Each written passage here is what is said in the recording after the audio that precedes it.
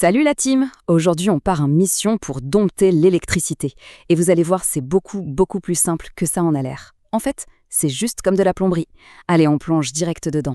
Notre mission, si on l'accepte, faire en sorte qu'un système de surveillance hyper important ne tombe jamais en panne en pleine nuit. L'enjeu, il est énorme. Il s'agit de protéger une forêt entière des incendies. Chaque minute compte. Et voici notre équipement, une vigie.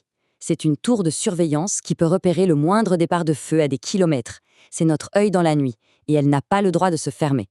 Du coup, la question qui tue, c'est comment on peut être absolument certain que sa batterie a assez de jus pour tenir 12 longues heures. C'est le défi qu'on va relever ensemble, et vous allez voir, c'est pas si sorcier.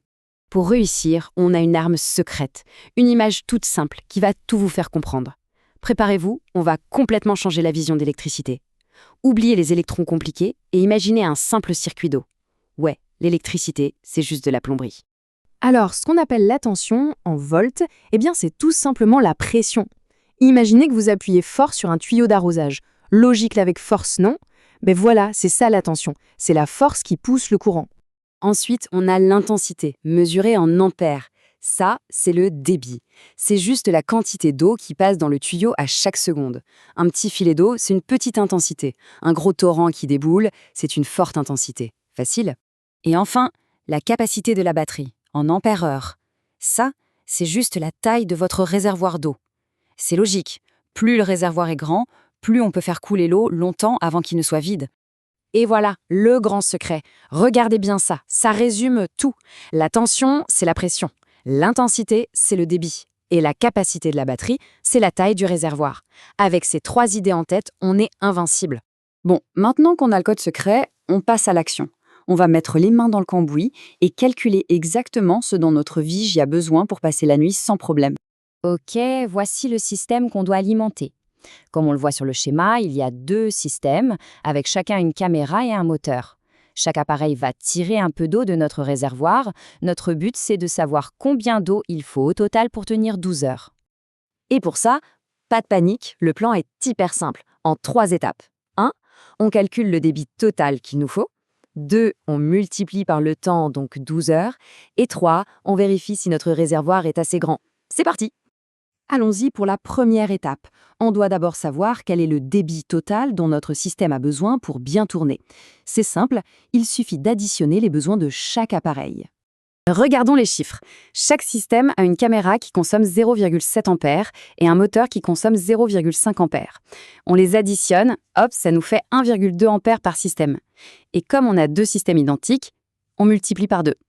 Le débit total est donc de 2,4 ampères.